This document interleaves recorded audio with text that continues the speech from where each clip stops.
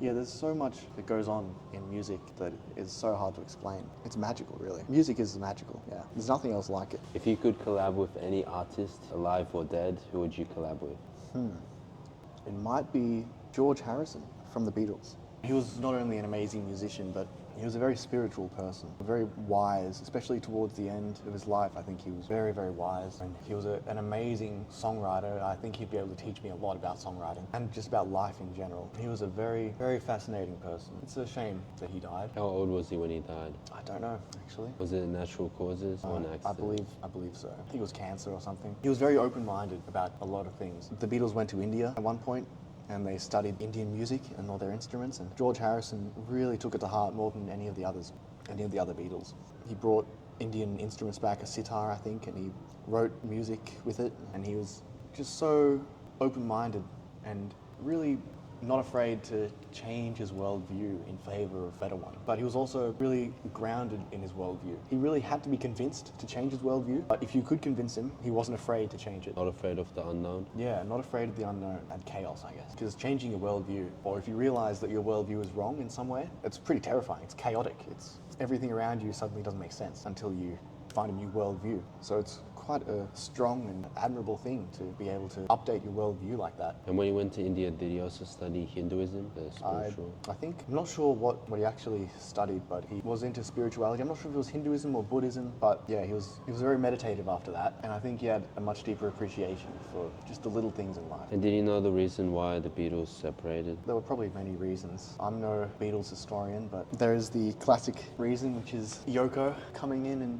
driving a wedge between the Beatles, John and Paul. But some people say it was a long time coming anyway, before Yoko, and they were drifting apart. I mean, have you seen the documentary, Get Back documentary? It's really fascinating. Yeah, it's really fascinating, the Get Back documentary. You can see the rifts that were forming between the different members of the band and the kind of arguments that they would get into, the things that they disagreed on. Really, really interesting. And it was also so awesome to be able to see, especially Paul McCartney, just writing music, just actually watching him come up with some of the Beatles' most famous songs. That was amazing, and that provided great insight into ways that I could be writing my music too. That documentary, it makes me worry about my own bands, because we seem to argue a lot, more than the Beatles did in that documentary. And if they were arguing that much and they could barely hold it together, how are we going to survive? Bad sign or red flag? I don't know. I'm at a crossroads in my life. I don't know if I should just really lock down the music thing and just focus on it and just find really good musicians to be with, and the musicians that I am with, like, really try and motivate them as well to... They're really good musicians, a lot of them that I play with. They just have other stuff going on, and if I could be more of a leader, I think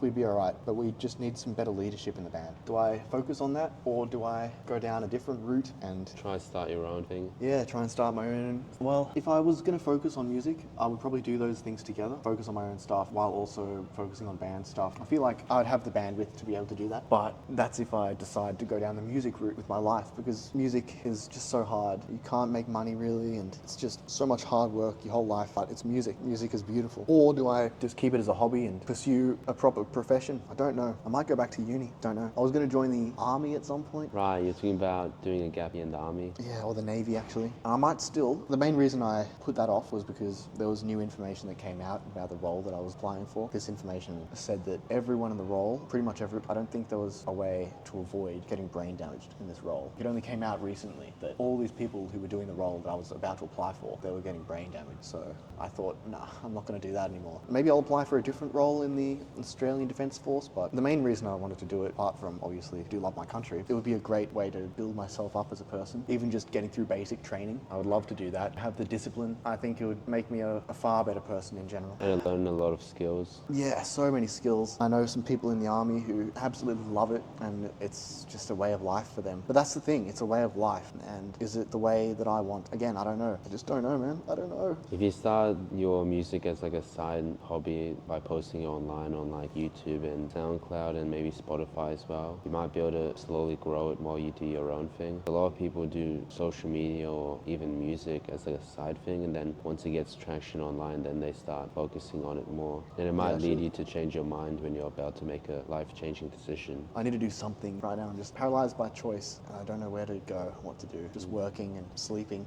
sleeping and working out. And then also paralyzed by perfectionism with your music, not releasing stuff when... I feel paralyzed in a few different ways at the moment, but we'll see if that lasts. Maybe in a year or two I'll come back on the podcast and give you an update. Maybe I'll be a famous musician by then. Yeah, or a famous artist on Spotify. Who knows? You know James? The lifeguard? Yeah. Yeah. He does a lot of, I'm pretty sure, guitar, and he plays at a lot of places like life-saving clubs and that sort. Yeah, that's really cool. Maybe he might be a good person to work with while we're doing it. Yeah. Yeah. And while you're having a break, while you're swimming, you just, you know, listen to the carols and then go for another lap. Would you get involved somehow? I want to, yeah. Yeah? It'll be a bit of a new thing for me, but... Yeah? be You pretty never cool. played any instruments? No. Apart from... Yeah, nothing really. Nothing really? What's that? You sound a little uncertain there. I'm trying to think of some time I messed around with some thing that made music. I can't Right. quite remember. Maybe something on the laptop that doesn't quite count. No, I think that counts.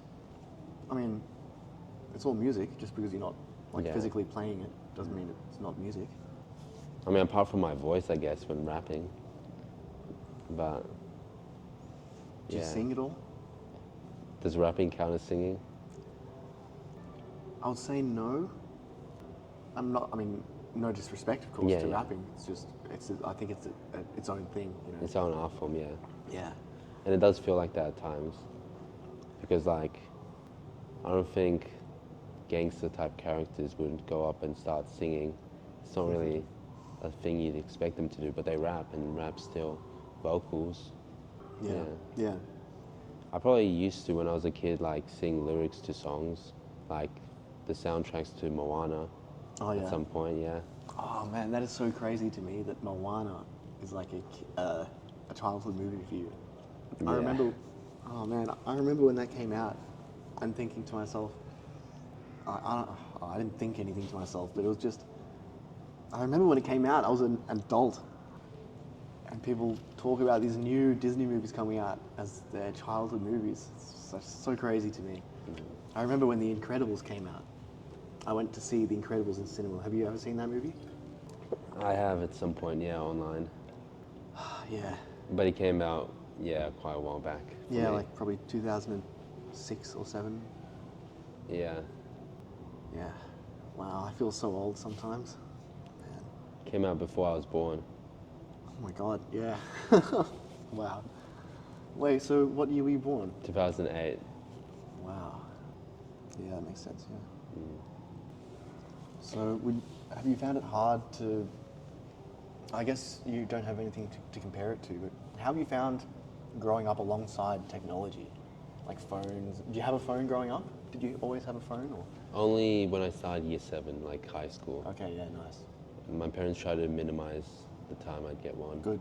But I still had, like, when I was a little kid and waiting for parents in the hospital or doctor's appointment or whatever, just on my mom's phone, watching like Stampy Cat or some other Minecraft YouTubers. Oh yeah, Minecraft? Yeah. Yeah.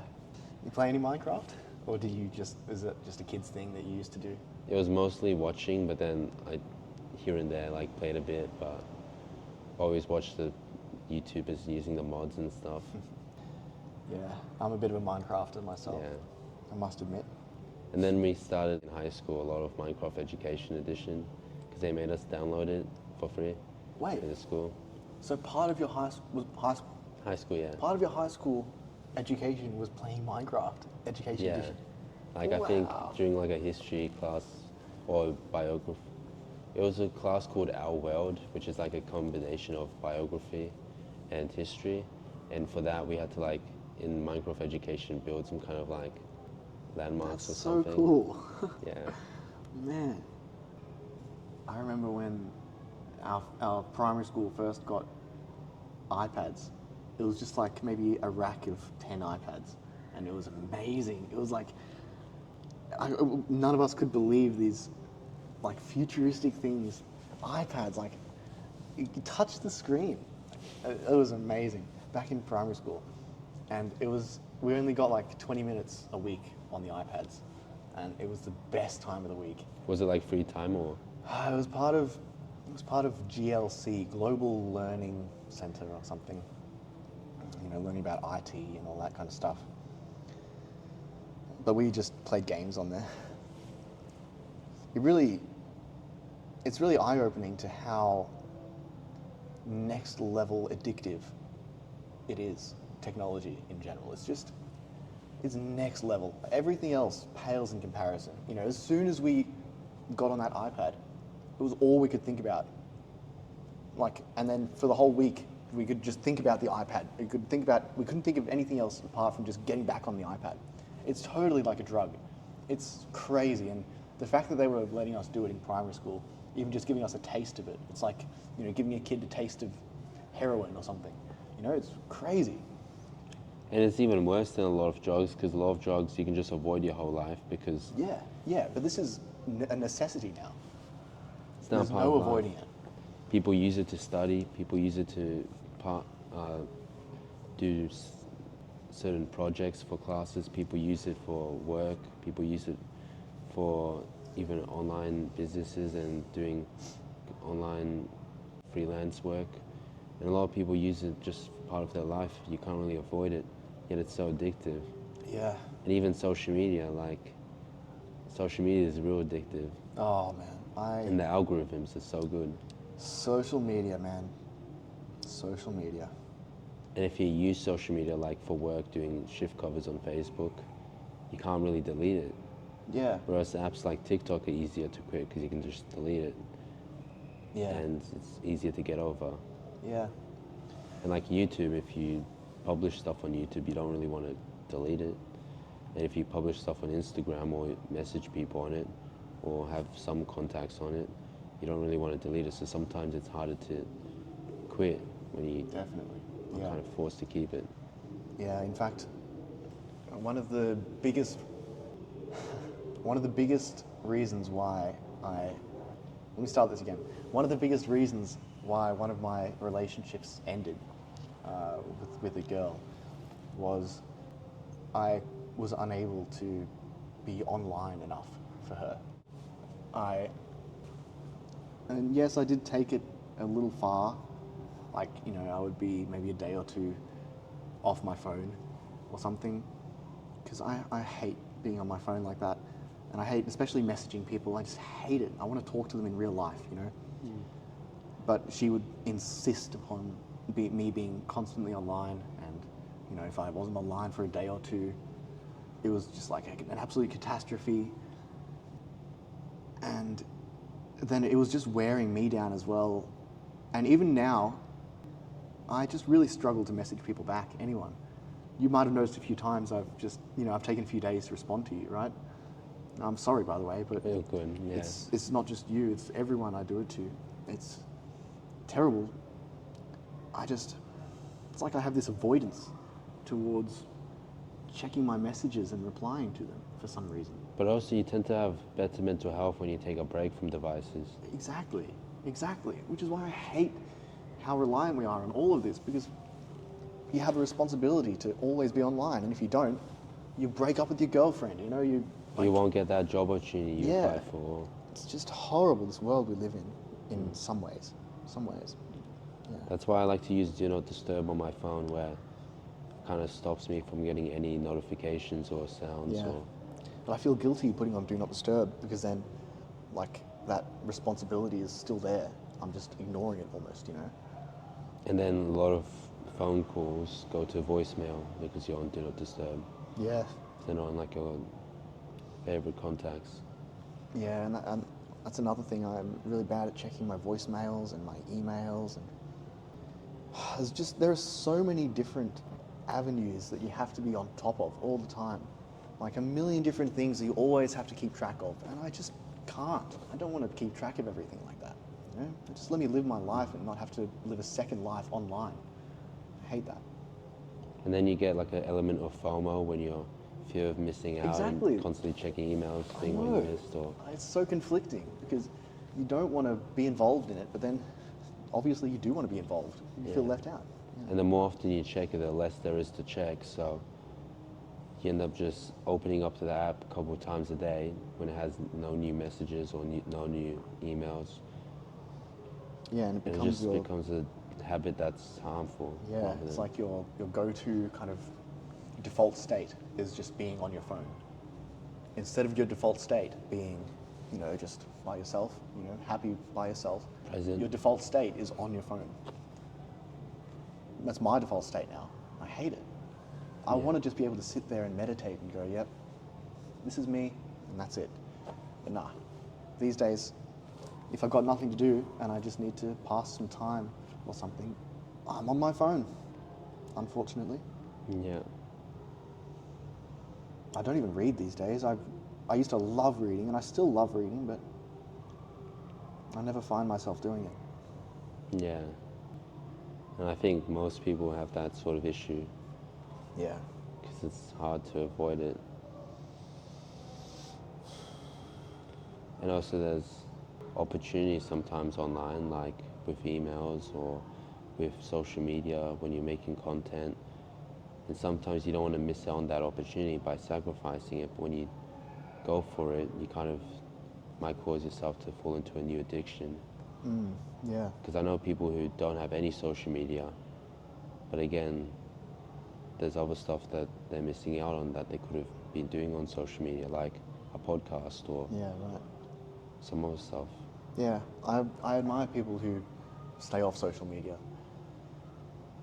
But yeah, I do feel like they're missing out on stuff. And also like LinkedIn is social media, but also a job seeking site.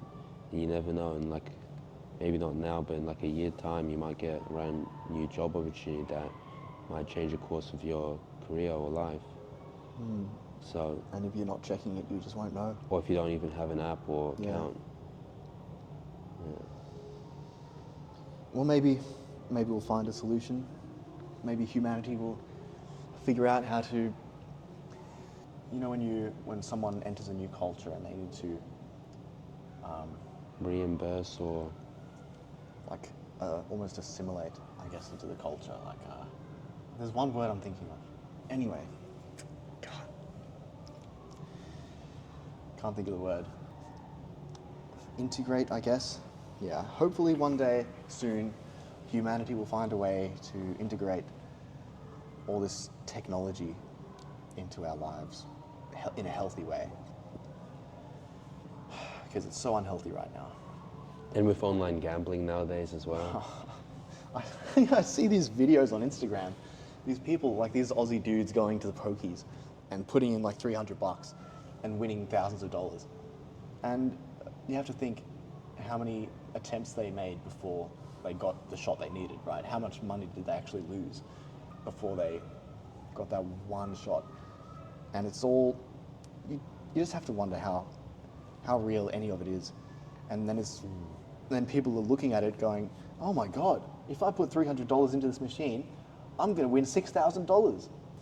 And obviously it doesn't work like that, and they end up losing all their money because they saw someone online do it. Or they use a gambling app that's just an online app for gambling. Yeah. Try to win money on it. Which Yeah. And then you see a similar thing like all these influencers using the apps, winning money. And then people see the influencers doing it and they go, oh, I can win money too, I'll get this app. I swear, it's always rigged when the influencers do it. You know, they always win. And a lot of them are just like losing, but the company gives them money to gamble with. Yeah, yeah. Which is an yeah, infinite exactly. gambling. Infinite gambling glitch. Yeah. Yeah. That's funny. Some people would say that's the dream. Just get sponsored by a company to gamble for them. Just people Yeah, gamble with the sponsorship money. yeah. Yeah. And also pornography is also a big problem. Yeah, the older I get, the more I understand how much of an issue it is, pornography in our society. Yeah. Yeah. I don't watch it anymore, actually. Not at all. Yeah. It's And a all lot, up here. yeah, right. Imagination. Yeah. And a lot of kids nowadays are getting hooked on it as well, at like an age where they shouldn't even be watching it. Way too young. I mean, even some of the kids that I lifeguard, some of the words they use, some of the things they talk about. Like when I was 10 years old, I was playing with trucks.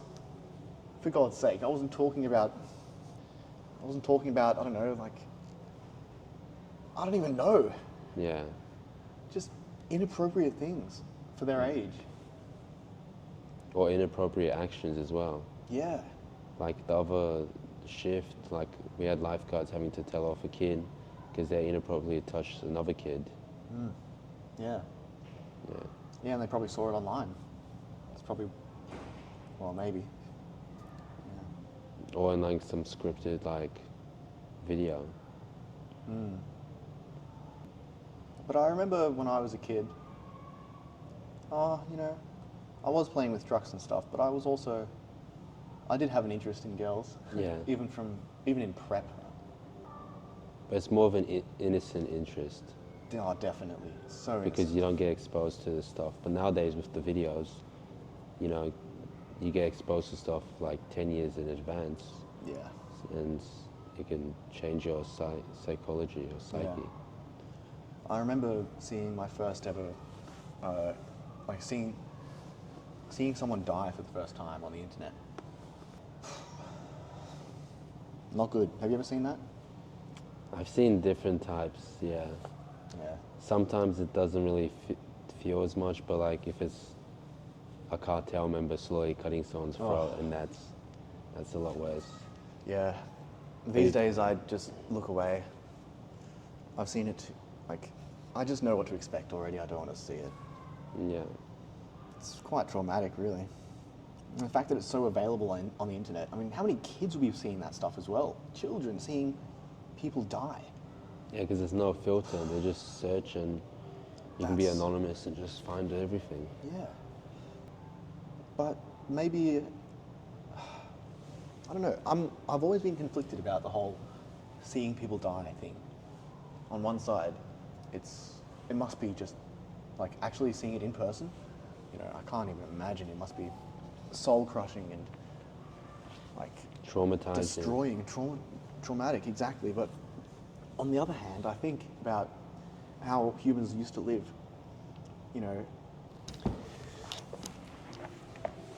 I think about how humans used to live, and kind of more in in these big communal tribes. And even more recently, I think death was just far more common before modern medicine. And I wonder if seeing death back in the day was just a part of life. And because it was common, and from a very young age, children learnt that it was a part of life, and it was, everyone was going to die, they would be less traumatized by it back then. Compared to nowadays, we never see death. And then we're terrified of death, I'm terrified of death, and suddenly we see the fabric of society kind of crumble for a second, like we see someone die or something, and it's like, oh my God, it's traumatic, And I just wonder if it's due to the way we're currently living. It's so unnatural that we're so out of touch with our own mortality that we can't cope with it. There are many countries many other countries where it's normalized. Countries that are less civilized or less developed, where it's just a part of everyday life, and kids accept that and just see it happen all around. Where they see death as a possibility in the close future, whereas we just see it as, An end. an end like age. Whereas them, could be happen any time. Yeah, right. Yeah. And I think also, I guess one of the main reasons, we're so afraid of death these days is because of the death of religion. Obviously, there's still a lot of religious people, but as a society, we're far more scientific now than religious. And logic kind of dictates. You can't really have both. Logic. I don't know. I'm not going to get into the controversial side of religion or anything. I really respect religion, and sometimes I wish I was far more religious than I am. But anyway, just the fact that people no longer have faith in anything other than just what reality currently is. No wonder we're so much more afraid of death, because death is the end. It's the end for us, according to science. There's nothing else past that. It's terrifying, Whereas with religion, it's so hopeful. There's so much going on after death, or heaven or hell, or next afterbirth, or there are so many different or reincarnation, so many different ways to think about the world and think about death in hopeful ways, and science doesn't allow that. So it's quite sad. Yeah. But also our society's lost some logic in some sense. Yeah. Because there are some topics that people have just created in the past recent time that otherwise would have made no sense according to science and biology. And absolutely. Yeah, it's a very conflicting time we're in. Like half the time we're far more logical and scientific than ever before, but then half the time we're so irrational about such stupid things. I don't want to get into politics or anything right now. I don't want to risk losing my job here. Yeah. But very confusing. The lack of logic.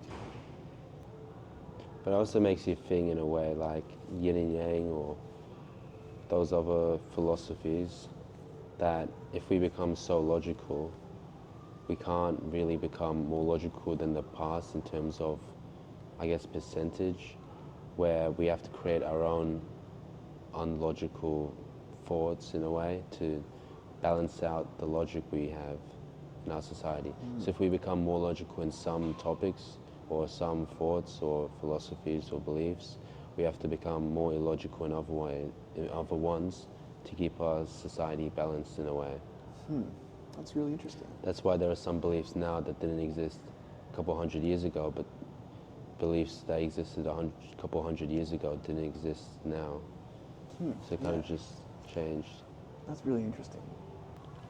Yeah, and I suppose a lack of religion in society.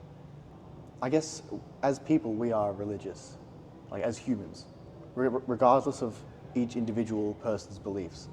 As a species, I think we're pretty religious, right? Like we want to believe in something. Life is a story to us, right? It's a narrative. It's not like there's just reality and this is the way it is. Everything happens for a reason. It's a story, right? In our minds, at least. And then when science comes along and tells us that there is no story, there is no narrative, people just have to make some kind of narrative. And when religion doesn't do it, they pick something else. And they have to choose some kind of individual to kind of be religious too. That's why influencers, their fans are usually called cult followings. Yeah.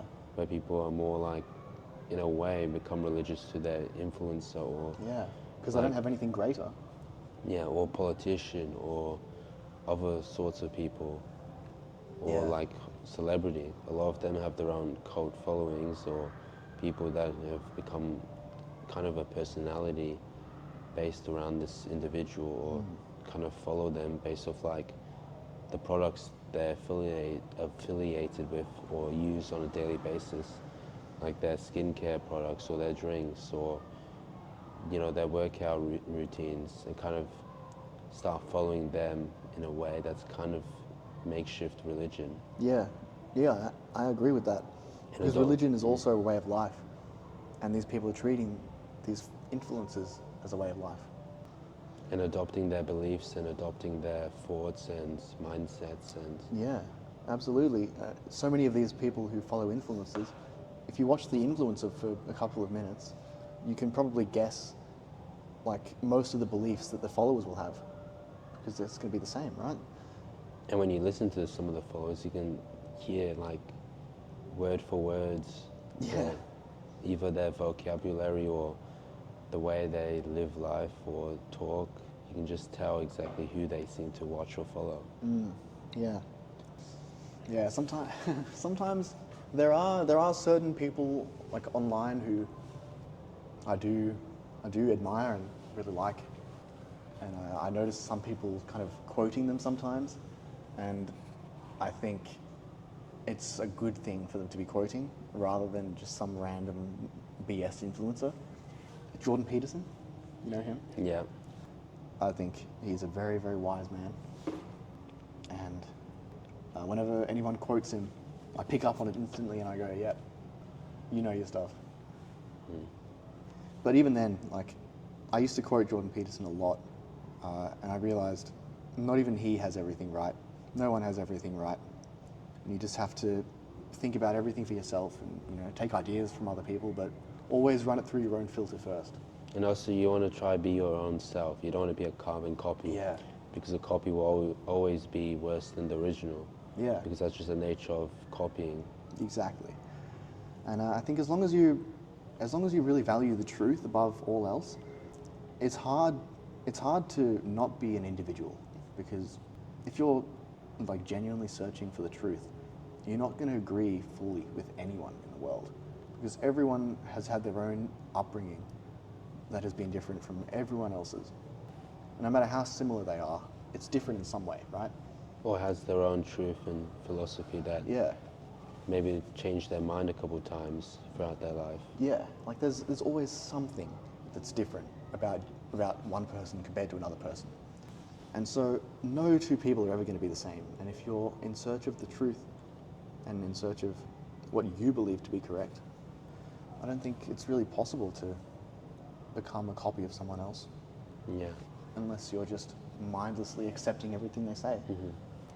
And the life as a whole is so complicated that there's so many different truths out there that it's hard to choose concretely. Yeah. There are some people who have beliefs about life as a simulation theory, or some people have beliefs in religion, or some people believe in the atomic theory, or some people believe in some other theories, and there's all sorts of different explanations about how life is, what life is, and humans as a whole, because we're the only animal on Earth that creates all of this, which makes you question why or how. But Yeah, it's almost I mean, it is miraculous. It's almost too miraculous to be natural, right? yeah, It's almost a bit suspicious, yeah. Some people have theories that, some people believe in aliens, some people believe humans are aliens as well, that came here and brought out knowledge and all of the stuff we've developed. And all these different theories explain different aspects of life, so you never know which one's truly right. Yeah. So and everyone develops their own truth based off what they want to believe, or based off what experiences they've had, and just, Yeah, and I think that's totally fine for people to do. I think it's a good thing for people to do, to try and explain the world in their own way, because then they can cope with it. Regardless of whether you think we're in a simulation or we're part of something greater, or if we're just each individual little specks of dust that mean nothing. Or however you can explain it, it kind of gives some kind of, at least you can put a name to it, in your own head. You can just kind of compartmentalize it almost. Like, man, I don't know anything about the world, but I know that everything here is because of God. Okay, thank you. I'll move on, Or I know that everything here really just doesn't mean anything. So, whatever. Okay, thank you. I'll move on now. They can just kind of at least have an answer so they can move on with their life instead of being paralyzed by existential dread, Like always wondering, oh my God, what's my purpose? What's my purpose? What am I doing here? or the existential thread of figuring out what life is and what the world around us is. Yeah. And if it's real or fake, or... Yeah, because what if it turns out to be not what you thought it was? Like, what But if... how would you ever figure it out? You might just die and Yeah. never know. I guess that's probably the most unanswered question, right? Is what really is life? What is there a God? Why are we in a simulation? What is the truth? What is our actual reality? I don't know if we'll ever know that. And I don't think we need to know. And it might be too much for us to even process in our mind. if we Yeah. didn't know the truth. What do you believe? I like to believe in a God, Yeah? not 100% sure which one. So far I'm just like through Christianity and Jesus, that sort. But I do like to believe in a God and something above me that's greater than myself, guiding me on my journey. And then see signs about that make me change my choices and direction, hopefully to lead me to a better place or to lead me to a life that I ultimately would admire or enjoy or be satisfied with, I guess. That's great. I mean, that's beautiful. What are your beliefs? I don't believe that there is literally a higher being, but I do believe that as humans we need to believe that, or we need to at least have some kind of faith in that. So, and not necessarily like, you know, there's like a one God or anything like that, but just we need to believe that there's something greater, you know, because otherwise you're just a nihilist and nothing matters. Yeah. And that's just depressing. If you want to be happy and fulfilled, I think we need to believe in something greater. And for me, I try and let that greater thing be just truth and love. Because I think truth and love, especially love, is transcendent in a way. It's like, it is almost like a godly figure. This idea of love for everything. Because like if everything you do in life is motivated by love, I don't think you can ever do wrong, right? And you'll live such a fulfilling and happy life. And love doesn't even, it's not always like literal love, like being, you know, a compassionate person or whatever. You know, personality traits have nothing to do with this version of love that I'm talking about. Love of life. Yeah, love of life and the world and everything and everyone, and just love for the sake of love, and like doing things for the sake of, just for the sake of it. I don't know, it's hard to explain, but love is a really, really powerful and important concept, I think, for me. It's almost my religion, I think. And doing good always feels good. Absolutely, yeah. I also like to believe in karma as well. Yeah. And there are some times where it kind of like hit me in the face, literally. Literally? Like dodgeball at times, where I kind of like, as a joke, you know, threw a ball at someone's like head when they were explaining the rules. And then during that match, I got hit in the head really hard by someone else. So There you go. Yeah. stuff like that. Yeah, I do agree. I do believe in some kind of, some kind of karma like that.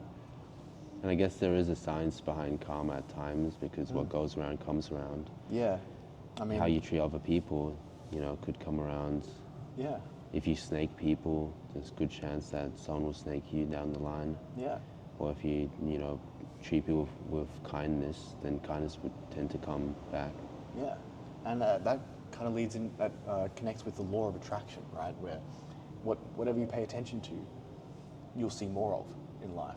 So if you're paying attention to all the negative things in life, then you're just going to notice all that stuff. Yeah. And if you're doing negative things, then karma will bring you negative things, right? And even if you do something bad to someone, and you're not physically, ever in your whole life, for the rest of your life, you're not actually punished for it, physically or anything, I think you are still punished, like spiritually. If you do something really bad to someone, and you never get punished for it, you're just going to feel guilty your whole life. You're just going to think, a little part of you is going to go, like, it's going to be eating you up inside, like, I did this, why did I do that, you know? And I think Jesse actually told me this really profound thought that I still think about a lot. The greatest punishment, so okay, imagine someone kills your son. The greatest punishment you can give to that person is to look him in the eyes, smile, and say, I forgive you. Because then he will just, his whole life will be torment after that. But there's also psychopaths who have a different psychology. Well, that's what I just realized as I was saying that. Maybe there are some people out there who actually don't feel guilt, I suppose. But, And a lot of, but then for those people, I don't know if, I feel like their life is already a living hell. Because if you don't feel guilt and you're kind of a psychopath or whatever, how many psychopaths lead great lives? I don't know. Maybe they do. I don't know. I feel like you will still be punished in some way. But, you know, normal people with regular emotions and compassion and all that, if they're forgiven for their sins, if you want to say it like that, that is the greatest punishment you can give them, you know? Just, you know, I love you even though you did this to me. That would destroy me. If I did something that bad and then I was just forgiven like that, man, that's heavy, you know? but you're also not the type of person to do something that bad. I hope so. And usually those types of people, I'm not sure if they'll react the same way to forgiveness. Like there's a saying, kill people with kindness, but I'm not sure if it works in every case. Yeah. It depends on the individual. Yeah, I suppose so. Because some people have their own like devils in their mind or in their soul in a way. So you never know. But then, if you don't forgive them and instead you decide to do something else to punish them, or like even just, I don't know, to pursue like lawful punishment or physical punishment or whatever, I feel like all that's doing is just degrading your own soul a little bit. Yeah. You're just lowering yourself to their level, you know? Even if they're a psychopath with no emotions, it doesn't mean you have to do that too. And it comes back to living life with love, you know, love for everyone. Love for the person who killed your son, even if they're a psychopath, because they didn't choose to be a psychopath, you know?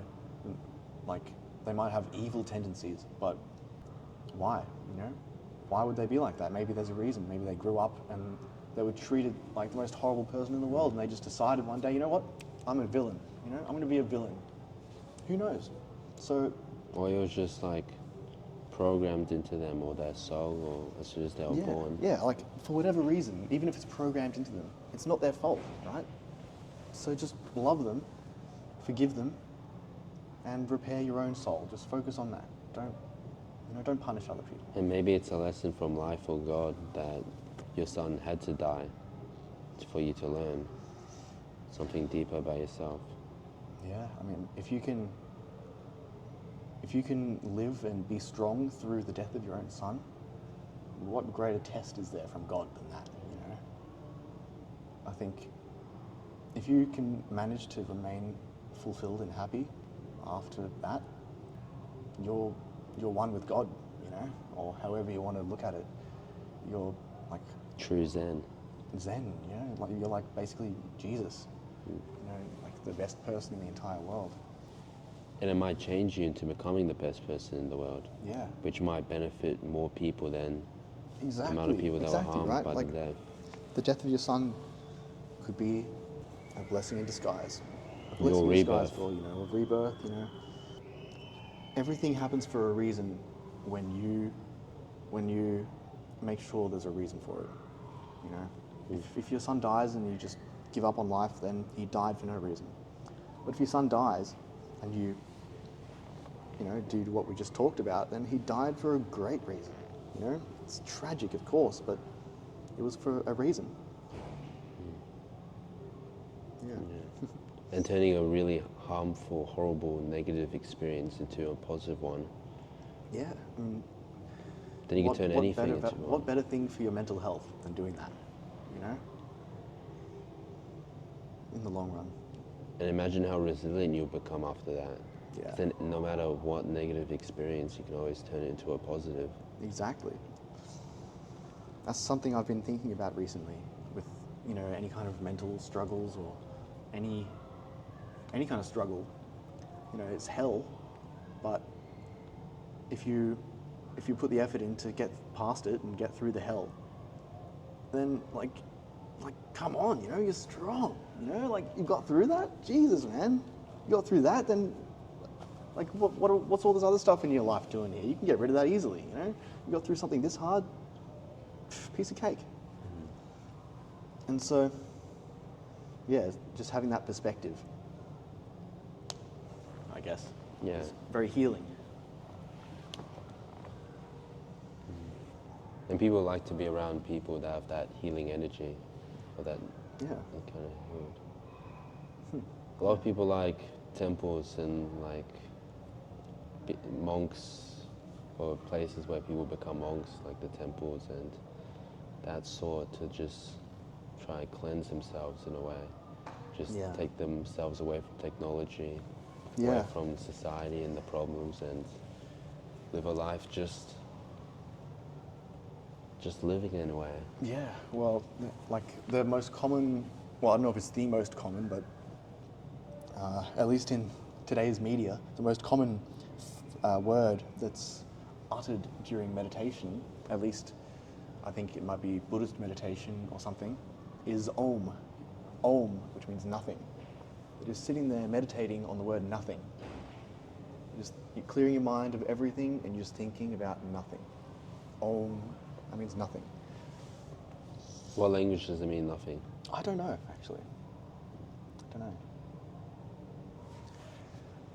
Yeah, that is really fascinating. Just, less is more in that way. These monks, they dedicate their whole lives to having nothing. And in a way, it's kind of everything to do that. Because then everything you have is all in here. There's nothing else out here that you need to worry about. And there's nothing you need to desire.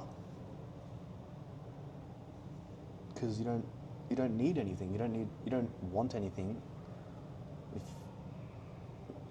don't know. I'm not explaining it well, but I admire people like that, those who live that monk lifestyle. Very minimalist.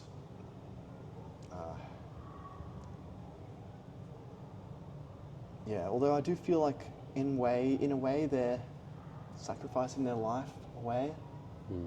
Just meditating day in and day out up in a mountain somewhere for your whole life, you know? You don't feel like you're adding to life or creating something. Just kind of perpetuating, which is... Or having a family, which is... But I guess just, being is nice. It's a nice concept. You don't have to be a creator or a destroyer. You just be. Or consumer. Or a consumer, yeah. I mean, I guess that's how most animals are. They just be, right? They just live. And it wasn't until we started doing more than that the world started changing rapidly. But before that, I guess, I don't know. I guess the world's always changing, weather and all that, climatic events, but I don't know if anything's happened this rapidly, with humans around. Around? Yeah, like just with humans around. I feel like the world's changed so much because of the presence of humans. The amount of species that are going extinct because of us. Yeah. And those were just animals that were living like a monk lifestyle, just minding their own business, just, barely a thought in their mind. Just being this part of the cycle of the life. Yeah, just existing. And all of a sudden these people come along who are doing more than just existing. They're creating and destroying and consuming and changing. And these people or these animals who are just living a basic, simple lifestyle suffer for it. So maybe there is a beauty in living a monk lifestyle. You're not... Or a tribal lifestyle. Yeah, or a tribal lifestyle. Another thing about that tribal lifestyle is family is so different. I really love the idea of like tribal families. Instead of, a mum and a dad living in a house with kids, it's more like a community of mums and dads living in like a circle of houses with kids, and the elders are there too, learning. The elders are spending time with the kids while the parents are, doing what has to be done.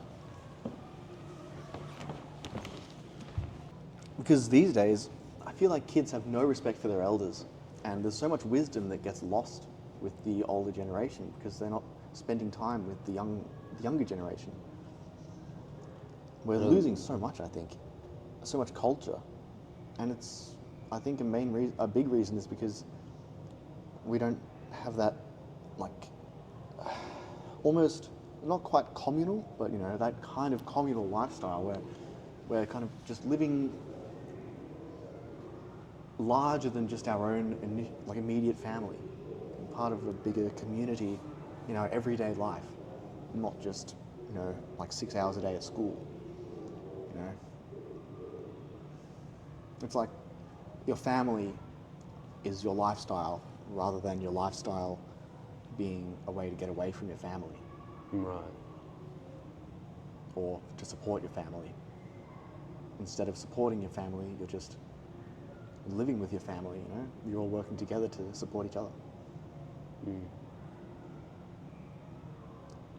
I don't know, I don't like... There are some things about this nuclear family. I mean, obviously, the mum, dad in a household, super important. You need both a mum and a dad, absolutely. But I feel like even more important than that is just a greater sense of community and all the different generations interconnecting with each other. There's a lot of cultures, I'm pretty sure, from other countries like India who come over here, who live with their grandparents in the same house with the parents and kids, and it's pretty good, and then they will work jobs and then pay for the property as well together. It was beautiful. Yeah. And then how much money would that save as well, right? A lot, yeah. Sometimes the families might be living in a mansion or working normal jobs, sometimes minimum wage, and just because everyone's contributing a bit to the family, they can afford it. Yeah, there's a lot of value in that kind of lifestyle, I think. I'm actually really lucky to live with my gran as well as my dad and Jesse. Just having that intergenerational connection is really, really refreshing, I guess. Valuable. So valuable. Because every time the news comes on, not that we watch the news very much, but when we do, every generation has a different perspective on it. And so I would have an opinion on something, and then my dad would weigh in, and then my gran would, weigh in as well and say, oh my God, things used to be so different. And it's just, you're constantly updating your worldview that way because you have such different perspectives to bounce off of all the time. Yeah, it's a great thing to have different generations in the same house. Yeah. And it doesn't happen enough these days. And nowadays, the houses are even smaller because a lot of divorces happen. And oh, don't get me started on divorces, man. Yeah. Jesus. Yeah. So single-parent households without grandparents. Grandparents might be in a nursing home as well, so not even in their own home, not getting visited by their grandchildren, which could be pretty impactful. Yeah.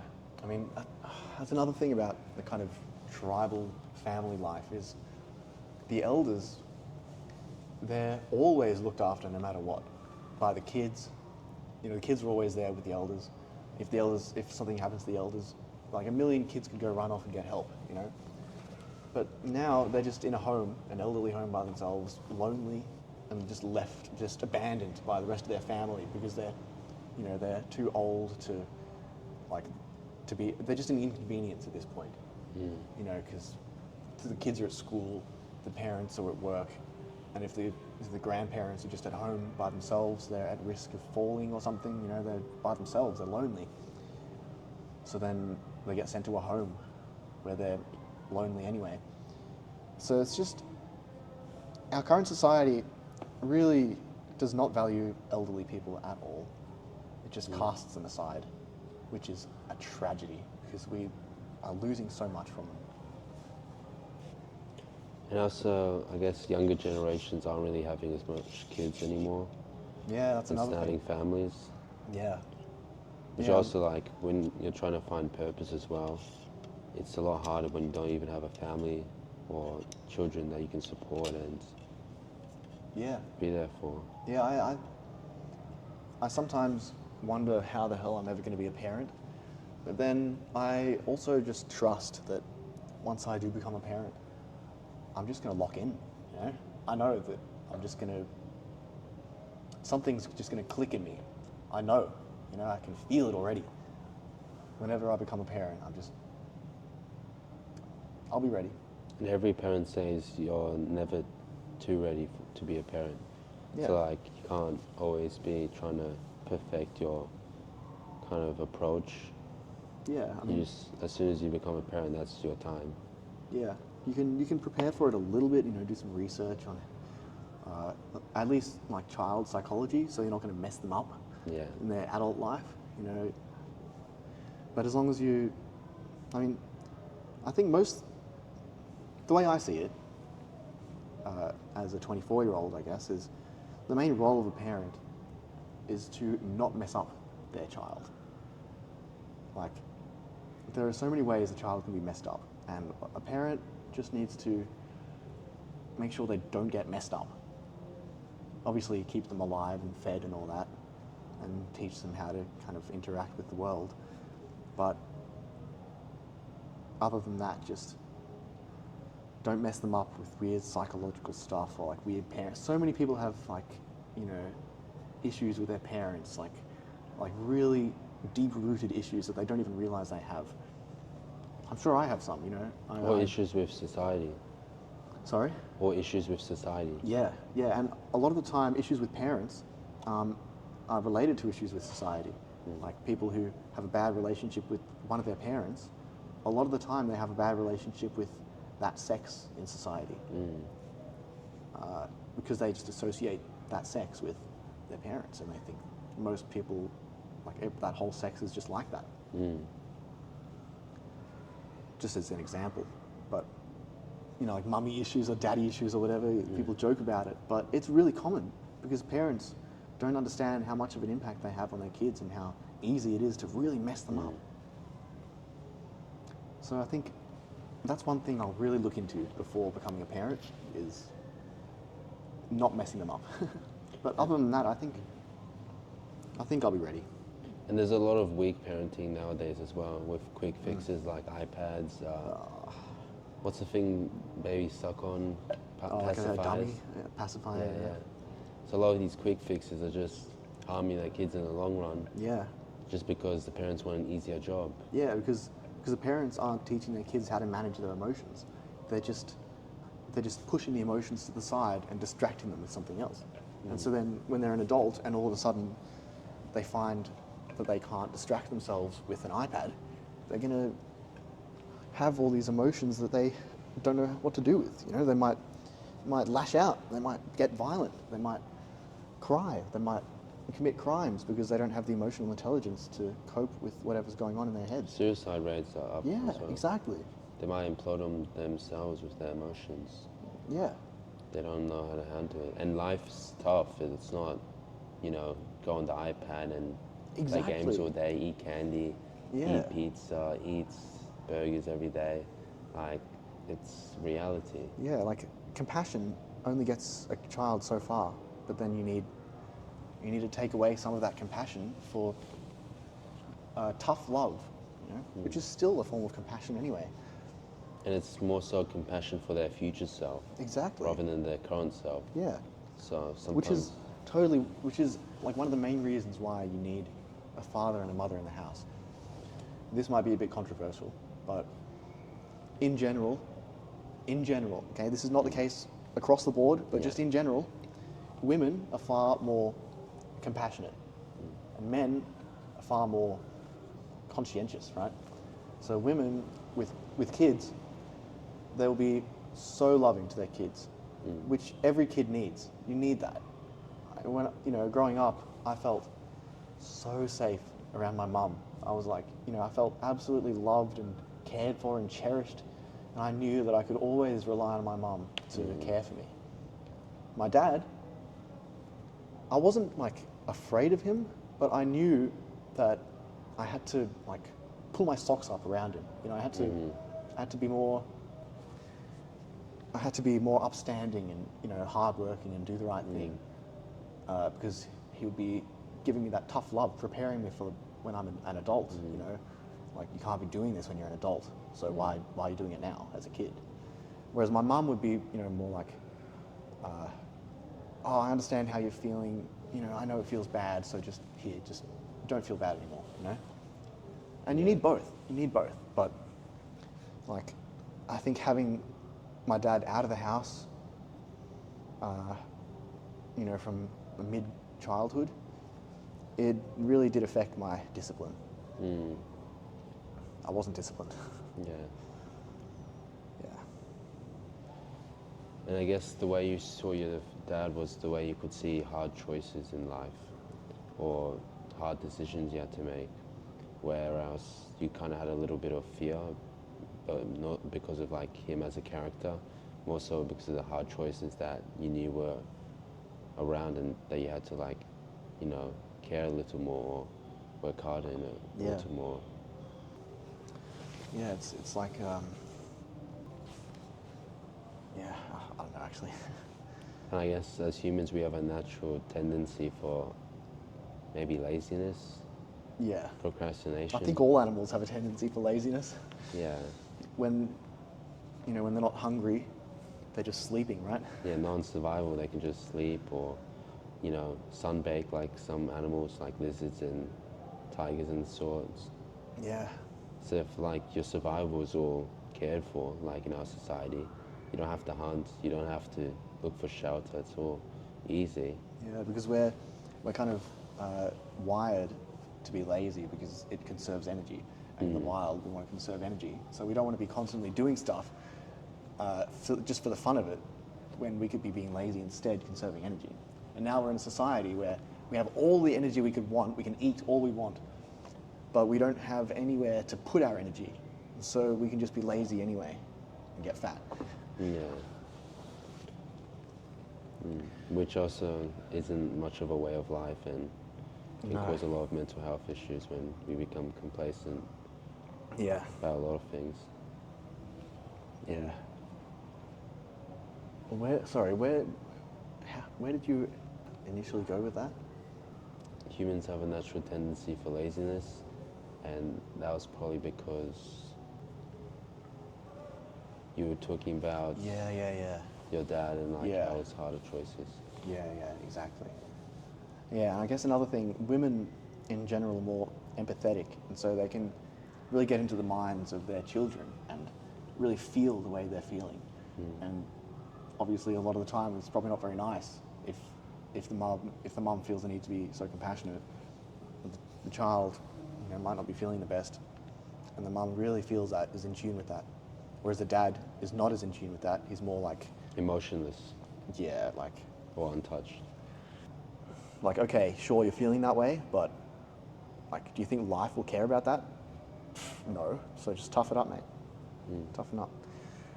But then if you only get that, if you don't have a mum and you're always just told toughen up, You don't develop empathy, or it'll be harder for you to develop empathy and care for others and emotion. Yeah, and you might even feel like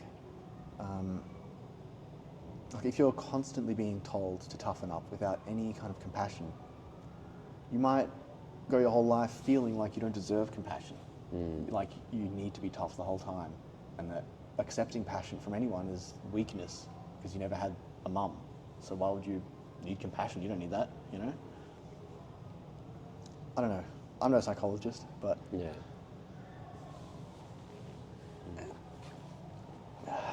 you need a mum and a dad.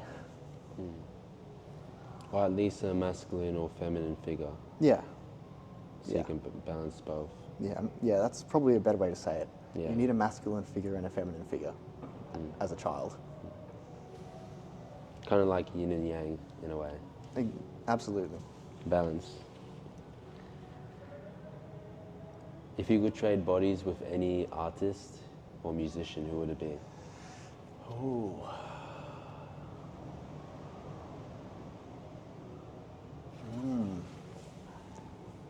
could be Franz Liszt, who was a classical pianist, because he had ridiculously long fingers.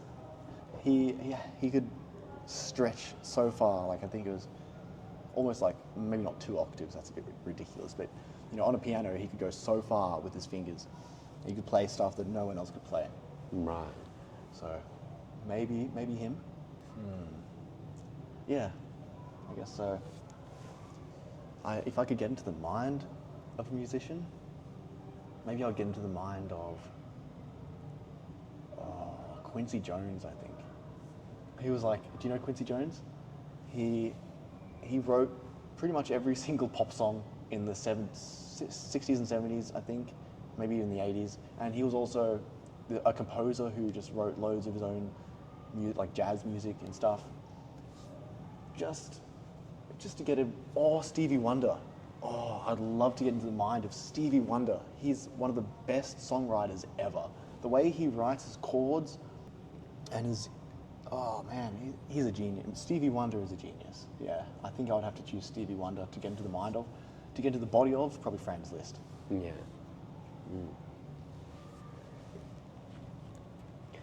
What was your first job? My first job was at KFC, actually. I didn't spend very long there because a couple of months in, COVID hit, and I lost my job there. So I don't have much to say about it. Although I was pleasantly surprised by their level of food safety. Well, this was back in like 2019, so it might have changed. But before that, I was really suspicious about, KFC and all those fast food places. Really dirty in the kitchen, teenagers. But I worked back there and I saw the way they do things. They have, some cleanliness protocols, different colored like wipes for like clean and dirty and like meat and stuff. And I was impressed. I trust it a lot more now. I trust, just particularly KFC. I mean, obviously the stuff they put on the chicken and maybe even in the chicken as it's growing up, probably not the best. I don't know, but Yeah. at least when it enters the restaurant, it's handled well. So I trust that. Yeah, it was a good experience actually, working at KFC. Because I know some friends from other places like Hungry Jack's, and I hear their stories about some of the stuff they do during shifts. Like sometimes maybe spitting in like a cup or... what? Oh man, I could never do that. Yeah, or sometimes maybe dropping stuff on the floor and still serving it. Okay, maybe I don't. I think you've just changed me again to not trusting KFC. They have a lot of training and protocols, but it depends on the individual. Yeah. The amount of, or the level that they will uphold to the protocols. Yeah. I'm actually really careful in restaurants. I'm always really nice to the chef until I get my food. Yeah. And then I'll be more myself, I'm usually still nice anyway, but I'll like make a point of being really nice to the waitress or waiter and the chef and everyone until I get my food, just so they don't do anything to it, Yeah. Don't piss off the chef who makes your food. Yeah, or anyone. Good bit of wisdom there. Yeah. So yeah, don't piss off anyone who makes your food. Hospitality, yeah. Or serves your food. Yeah, exactly. Yeah. Actually, I worked in an Italian restaurant as well, shortly after KFC, as a dishwasher mainly, and also just helping out in the kitchen a little bit, chopping stuff up. That was an eye-opening experience. I gained a lot of respect for people who work in the kitchen, especially dishwashers. It's a hard job. Your back gets really sore by the end of it because you're standing over a sink, and for some reason they always make the sinks so low, so you have to like really bend, like slouch over just in order to reach in and do anything. So 5 hours of slouching over a sink, using your arms and using your shoulders and your back and getting all wet, and then the water's like boiling hot and you have to take stuff out of the dishwasher that's super hot, and it's a hard job, and I really respect people who do it now. Yeah. And a lot of jobs like that. I have a newfound respect for just kind of not mindless, but you know, kind of more labor-intensive jobs. They're hard. They are hard. Yeah. And it's not the best for your health. No. So My hands were getting really dry, the skin, because you know, constant washing. Probably should have worn gloves. But yeah, I did that for I think a year or more. Yeah. Yeah, and then I taught some piano. That was nice. And now I'm here. Right. Is this your first job? Nah, it's not the first. What was your first? First job was flyer distribution, where you just walk in neighborhoods putting advertisements in mailboxes. Mate, I knew it. You've always been a hard worker, okay? Even when you were a kid, you were handing out flyers and stuff, getting some money on the side. Hard worker, mate. Even mailboxes that said no junk mail, I still put it in. Yep. Because I thought, you know, it might not be junk for the individual. Exactly. It might need the renovation. Yeah, it's all subjective, right? Yeah. And there was they could say no advertising or marketing material, but they might need a renovation. Maybe the owner of the property put that sign on the mailbox, but maybe the tenants don't care, or the other way around, or you never know. Yeah, true. Might be an old property picture that people didn't take down. Yeah. Yeah, so still put that in everyone's mailboxes, and that was about for 108 flyers. Oh no, 1,200 flyers. You get $108. Oh. Okay. So it was about $9 per 100 flyers. How long did it take to get through all of those? It was 200 an hour, or 200 an hour 10. Okay. So it was that's actually not too bad. Yeah. $15 or $20 an hour almost. So the issue is once you've covered some streets in the suburbs and the other flyer distributors, you have to wait for a 4-month cool down before you go to the same places or go to somewhere new. So yeah, that was the first one. And then I got a job at the leisure center I used to learn to swim at, and the leisure center that I went to the gym, started going and still do waves. I got my second job in fast food just by my dad overhearing some guys in the jacuzzi talk about franchising a new fast food place called Fat Jack's. And then my dad introduced me to them, and then I introduced myself, and then they just said I can just come in on a Saturday for kind of an interview-ish.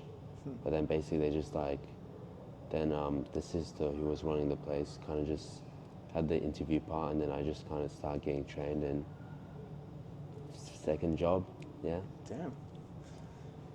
But I didn't enjoy it that much because it was, fast food. Yeah. Team members standing for 8-hour shifts, earning 11 an hour, getting paid minimum. Yeah. So I only did maybe 9 shifts, something like that. Yeah. Fair enough. I still got the shirts, still wear them every so often. That's cool. It's a nice black shirt with the logo. Yeah. I've still got my KFC shirt actually. I think I was meant to give it back. Whoops. Yeah.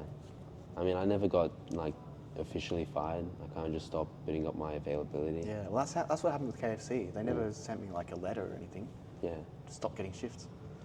Yeah, and it was in a WhatsApp group, so it was because it's a smaller franchise, it wasn't like KFC. It was just a WhatsApp group.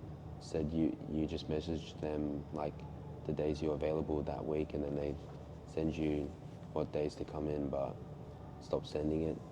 And at the time I was also flipping stuff on eBay or Facebook Marketplace.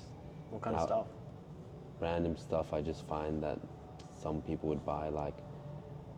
I found on Facebook there was a PS4 Spider-Man edition. So it was a custom PlayStation 4 with a Spider-Man design, and the controller had a Spider-Man design, and it came with the game. And someone on Facebook was selling it for I don't remember how much, maybe 200 something. and I saw people were buying it off eBay for maybe a bit more. So I copied their pictures on Facebook, put it on eBay on my account, put it up for sale, and then sold it to someone. And when you sell it, you have like a certain amount of time to ship it, get like in the postage and get a tracking label on. So I did that, and then after I sold on eBay, with the money being held by eBay, I went to the person on Facebook, got it, bought it from them, using whatever money I had made or saved, and then shipped on eBay. Wow. But then the person tried to get a refund because they said there were scratches, because they asked me if there was any like scratches or damages, and it looked like it was pretty much fine. There was some like putting the device, if you had some certain lighting on the device, you could kind of see maybe there was some lines, but it wasn't like real damage or real like scratches or indents. So it was pretty much fine, and my dad said it was just fine to just, you know, no scratches. So I sold it, and then they tried to get a refund from it, and then eBay backed my claim, so I didn't have to refund it. But after all of that, turns out eBay took like a percentage of the sale, of like $60-$80. What, that much? Yeah. And That's then, crazy. I didn't realize it was that much. well, I probably sold it for like 300 something, or Yeah, but that's a high percentage. yeah. And then the shipping fee, which I used eBay's calculation thing, so that way eBay will calculate the price and the customer would pay for it as part of like shipping on top of the product. And I think it was pretty much accurate, maybe $1 off. But then I ended up looking back and I lost $6 on that flip. Damn. But it was an interesting experience. Yeah, that is an interesting But it experience. was a big risk, because Yeah, I was about to say, it sounds pretty high risk. the money back guarantee by eBay, that person was trying to get a refund. He already got the product. He wasn't like going to send it back. Like, And also, you had sold an item that you didn't even have. yeah, You were like, yeah, that's pretty risky, right? Like, what if someone else had bought it in the meantime, like on Facebook? on Facebook, and they just didn't update it on Facebook Marketplace. Yeah. But that, man, I keep saying this, but dude, you're gonna go places, man. Like, you know, you're taking financial risks, but like they're kind of like well thought out risks, and you're working hard. I mean, I still lost $6, Yeah, but and would have risked losing a couple hundred if got the refund. yeah, but I don't know. Just, you know, you're entrepreneurially minded. Yeah. Minded. Yeah, it's a good thing. So that means, and then when I was after like an 8-hour shift for $11 an hour, or maybe a 6-hour shift, like $66 for the day, and just working at the fast food place, you know, serving the customers and stuff. I saw on Facebook that I could make more money on Marketplace just selling something in like an hour's work, and I was like, you know, why would I work when I could just on Facebook make more in a shorter amount of time without having to like do the fast food work? But then stuff stopped being sold, or like people stopped trying to buy my stuff. And you tend to run out of valuable stuff in the house as well to sell. Yeah. So at some point I was like, maybe I should go back to the job, and yeah, but it was kind of fine after that, I guess. Yeah. And I remember in your podcast with Jesse, you talked about how you drowned. Yeah. That is a pretty crazy story. Was that at Waves? Waves, yeah. I think it was in the third lane as well. There's 8 lanes, yeah. And it was around 7 something o'clock, maybe 7:48, because like squads were still going on. And my squad teacher saw me as I drowned. Oh, you were part of the squads? I was part of Cheltenham Fitness Squad. Right. So I was never like, you know, in their eyes gifted, so I was just in the fitness squad. But it was still fun, still good training. And then, yeah. But that was on a day I wasn't with the squad. Yeah, I can't imagine they'd be doing hypoxic training. Yeah, nah. I mean, they do similar training, but not as much as I did. They don't do a whole hour session. It's like one exercise. Oh, really? But they do some of it. Yeah, sometimes they might do like freestyle without breaths, or sometimes they'll do the 25 meters just swimming to the end. Or sometimes dolphin kick to the end with fins on, without breathing. Or even without fins. Yeah, I used to swim 25 meters without breathing. Yeah. Sometimes I would try 50. Yeah, 50 is a bit, but it's still possible, yeah. Yeah. And around the time when I was like listening to David Goggins and stuff, and like Navy SEAL training is the 50 meters, so that's part of the reason I did the training as well. Yeah. Because at that point I thought, you know, I'd go try be a SEAL or something similar. He's inspiration, that guy, isn't he? David Yeah. Goggins. And we also live in a weird time with technology where you could start consuming some person and instantly become similar in that way. Like you could change your personality and your whole kind of life journey or goals in life and lead you down a whole direction just by consuming someone. I mean, yeah, I mentioned Jordan Peterson earlier. He has a special place in my heart, actually, because who the hell is calling me?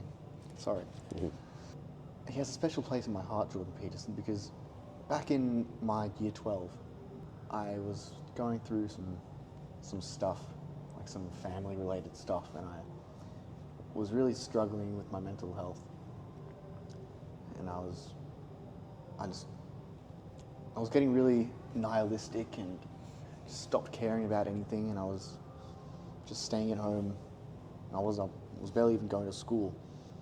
It's actually a miracle that I got an ATAR at all, to be honest.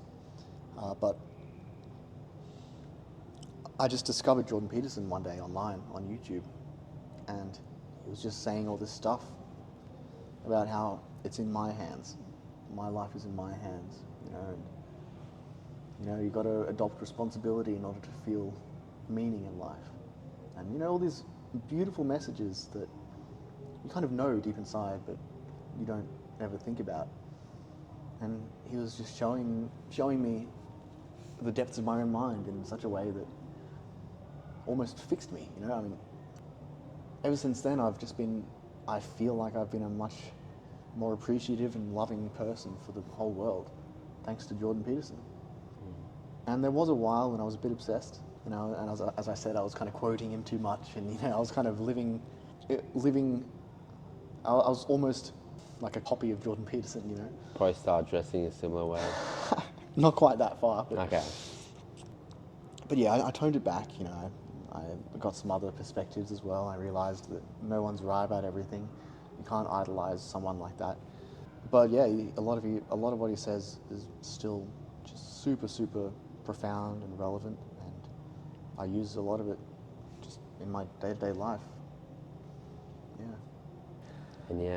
And a lot of the stuff I've tried in life or done, like, were mostly when I started consuming certain people, like when I started listening to a lot of rap music, that's when I started making my own rap music. Or when I wanted to start a podcast like a year ago, which was going to be called Simon of Show, and had a different logo and had everything. And that's when I started consuming a lot of this one podcast. Lex? Not Lex. He has a lot of like ex-American military guys, but he also has a lot of other people. Don't remember the name. He's like CIA agents as well. Yeah, I've seen a few podcasts, just Joe Rogan podcasts with like ex-CIA and stuff like that. Yeah. So cool. So fascinating. I love podcasts because they just, as you've already spoken about, and it's probably the reason you're doing this, is you just get these crazy perspectives from people you would never hear from otherwise. It's great. But yeah, David Goggins. Yeah, I got into him for a while too. Yeah. Yeah, he's an inspiration. Absolute tank. And I guess a lot of stuff I've done in my life were mostly I just got a lot of inspiration or influence from certain individuals, and that changed the way I lived my life or did stuff. You know, from like the eBay flipping or doing some other stuff. It's like we live in a day where it's even easier to change our life. It's like our lives even more in our hands, because if you want to be a certain person, you can just start consuming that person, and then that starts changing the way you live your life. subconsciously, Yeah. on a subconscious level. There's probably something to do with psychology in it Yeah. as well. Yeah, that's a really good point, actually. Because if you're like every day on a daily basis, maybe an hour or two throughout the day, or you know, every so often, maybe listening to their podcast episode, maybe listening to their motivational speeches or quotes, start in a way programming your mind to be that person or be that certain way. That's why the David Goggins motivational speeches are so popular on like YouTube and stuff. If they're like motivational background music and they get like millions of views, like you just put that on in every car ride or, you know, every commute, every single day, you start changing your psychology. Yeah. And that changes your whole entire way you live your life and stuff you do. And Yeah. that's Well, like the way I live my life in 2024. Nice. Yeah. Yeah, it's like the law of attraction again. Like, you know, whatever you pay attention to is what you'll notice. And if you're paying attention to a certain person and you start, you know, unconsciously behaving like them, then you'll start noticing like everything around you is related to this, Yeah.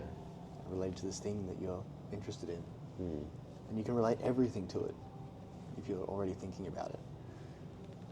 People don't realize, well, some, I don't know, maybe they do realize, like, the law of attraction, it's not some magical thing, like, oh my God, I'm gonna manifest money into my life. It's more like, you know, I need a new opportunity to make some money in my life. I'm going to keep thinking about this, a new opportunity to make money. And then, guess what? Every single opportunity there is that you might have missed, you're going to notice because you're already thinking about it. That's the law of attraction. It's the same thing as having an optimistic mindset or pessimistic Yeah. mindset. You just open up opportunity if you're always seeking opportunity, or you close opportunity if you're always, you know, thinking the opposite. That's why I know a lot of people, like classmates of mine, who, you know, I see something that's a direct opportunity, they just don't see it at all. Yeah. But it's also like, you know, sure, if you were in their shoes, you would take that opportunity. But maybe they do see it as an opportunity, but it's not something they're interested in. You know, like, we're all different people, and you know, maybe if someone else had been given the opportunity that I was given with the music producer, they wouldn't have even looked at it. They wouldn't have even appreciated it because they just don't want that lifestyle at all. They're not a musician. They don't think they have a good voice or anything, you know. So an opportunity that I would have found golden, they might just disregard. So I don't know. Opportunity is in the eye of the beholder, I guess. Yeah. But if you are looking for opportunity, it will show itself. I see opportunity that I'm not even interested in, but I can see how it could benefit other people, but still, they might not have any interest. And I can see opportunity that I feel like will be, you know, let's say they work in fast food, I see an opportunity that they might, like lifeguarding, that's way, you know, more enjoyable, higher pay, more work-life balance, and I feel like it's a lot better for them even, but they just disregard it. Yeah. Well, people are their own biggest enemy a lot of the time. Even like being offered a position in the same company to move up the ranks. Some people just aren't ambitious enough for it. They can't be bothered, or they don't trust themselves to do it properly. There are many reasons, I guess, but I guess a big one is they don't have the ambition for it. But also, might also be a self-respect thing, because if people don't respect themselves enough, they might think they're not worth the opportunity, or the opportunity is worth more than them. Yeah. It's like why a lot of people decline job offers or don't apply to certain jobs, is they feel like they're not worth it, or they're not deserving of it, which could also be an impact. Yeah, I guess I kind of felt that way about piano teaching. I always felt like I wasn't worthy of it. Like I was almost like a bad influence on these kids. I mean, I understood at the time how much of an influence you can have on a child, and I was being really careful. And I think I had a positive influence actually, but it was just so much pressure, and I felt like such an imposter. Imposter syndrome. Yeah. Yeah. Imposter syndrome. But yeah, as I said, I think if I went back now, I have more confidence now as a person. I've grown. I think I'd be much better. I'd feel much more at home. Yeah. Yeah.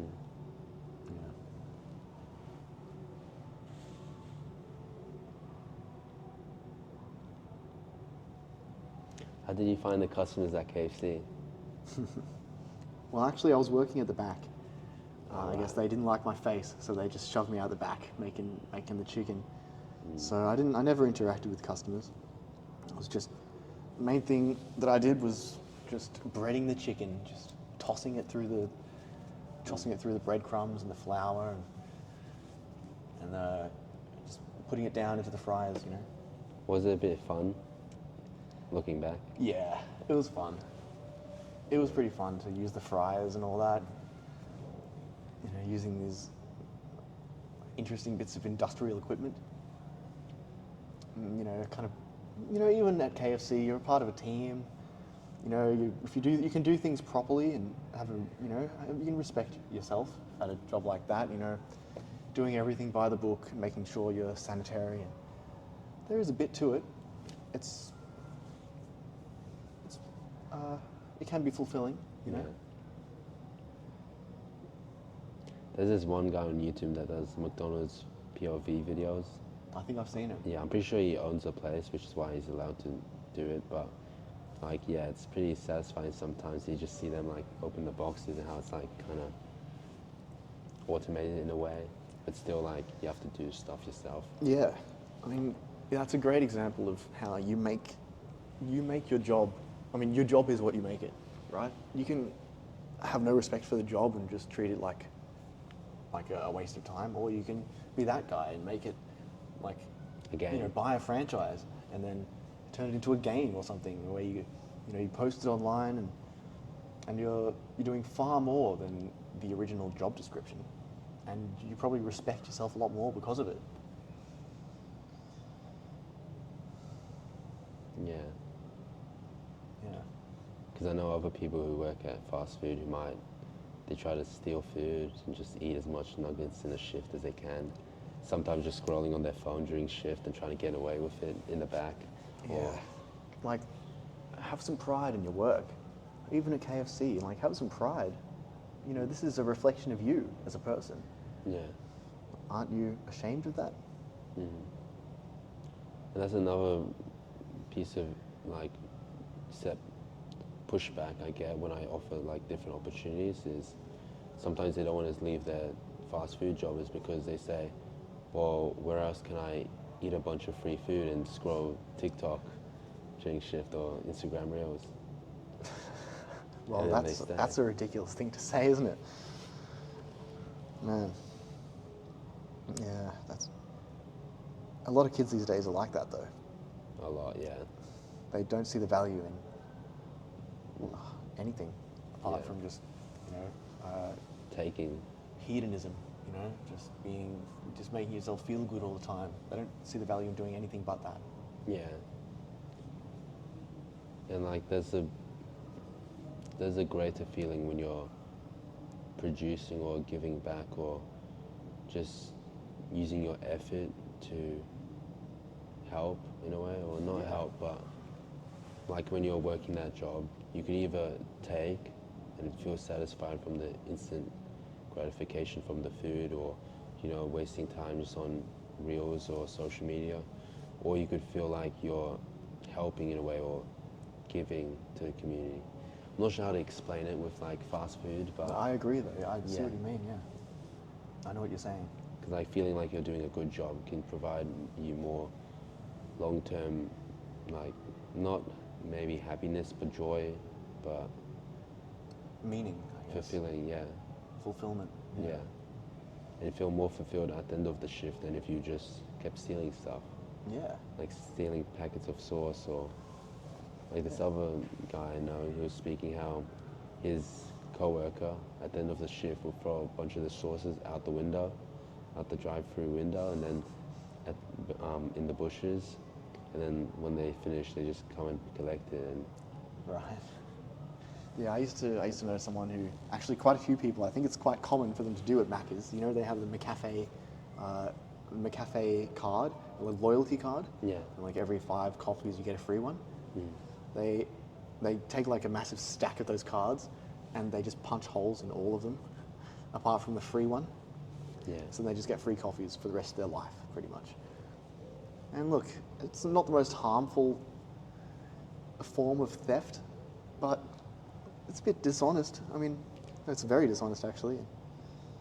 And if you're willing to just steal for just a free coffee, like that just says something else about your soul or your personality. Like if you're willing to take for just a coffee, like imagine something bigger, or it just kind of sets your mentality.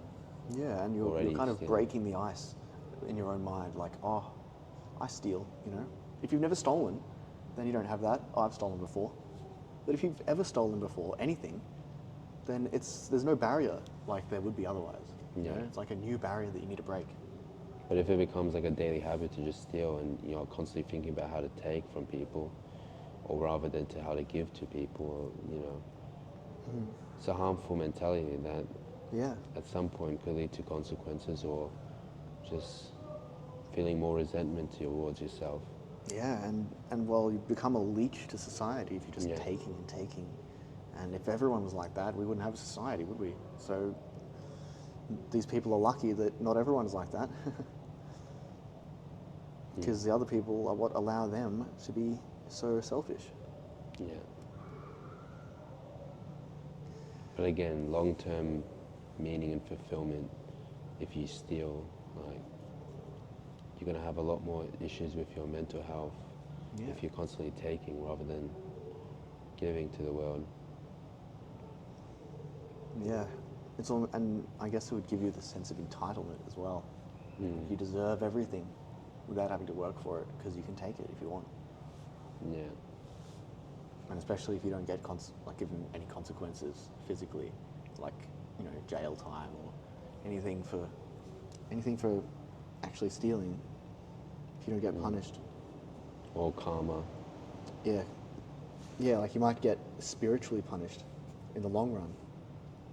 But your punishment might just be a unfulfilling life. Yeah. Which is... I mean, it's a pretty bad punishment, I guess. Yeah. How did the management treat you at KFC?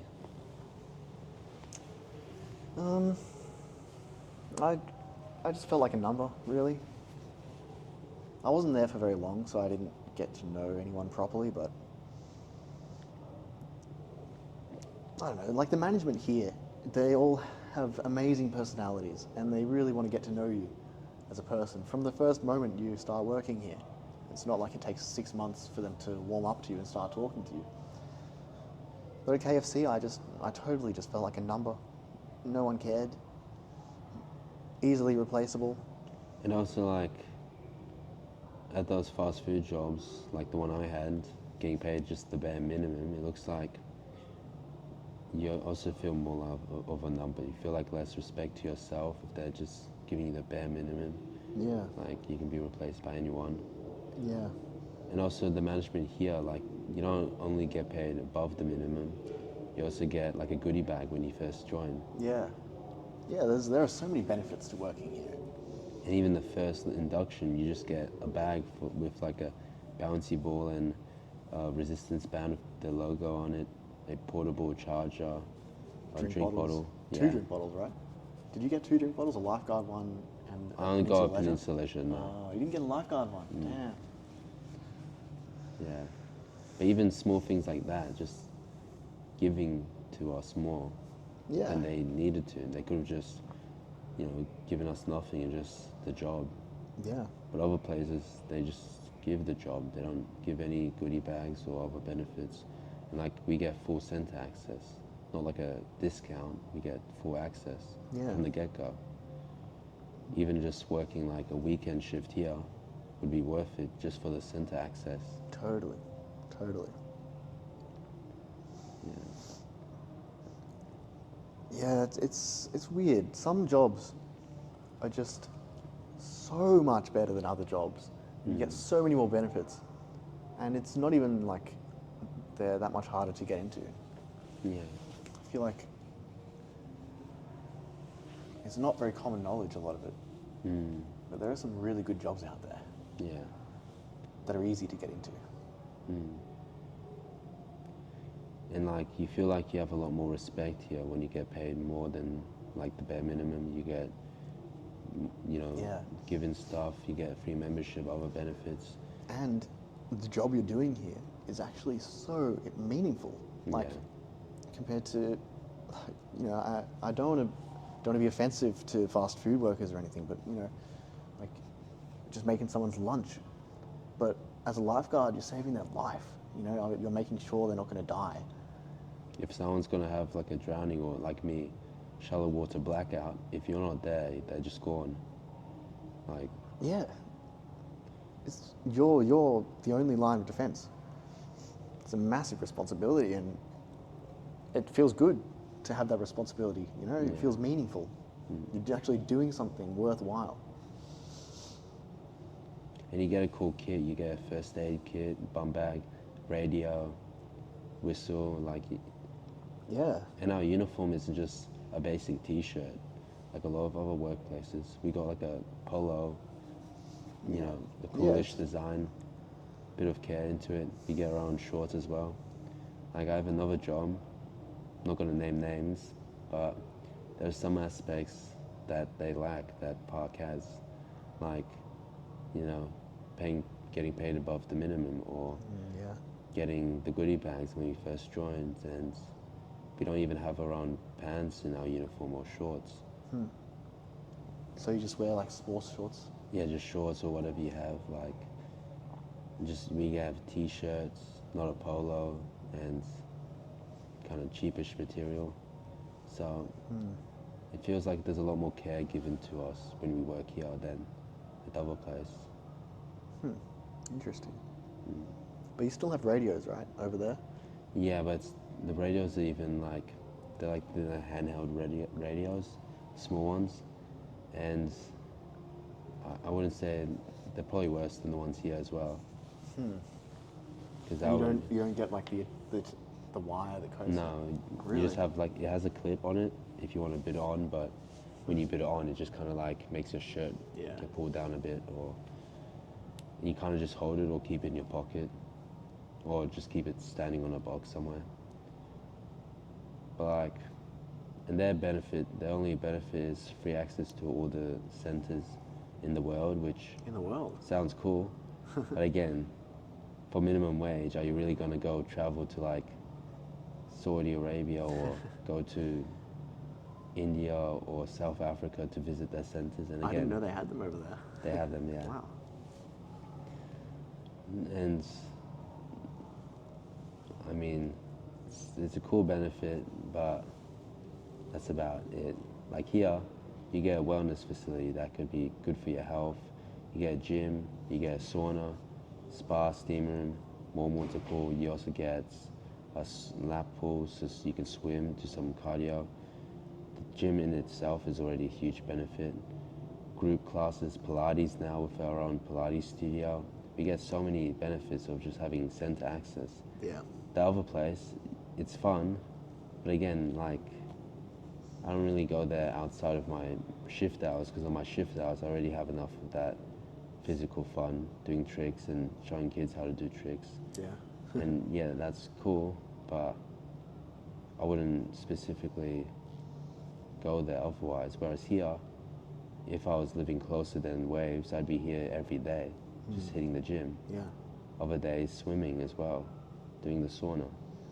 Like, And health is probably, the other place, trampolining is a sport, is health, it's high intensive cardiovascular activity. But again, I'm not trampolining every day Yeah. or every week, because it's not, my way of life. And it's not going to be the best determining factor of my longevity or health. Whereas the gym and cardio is like swimming here. You could do that until you're 80, 90. Yeah. and do it daily, which is the other thing. So yeah.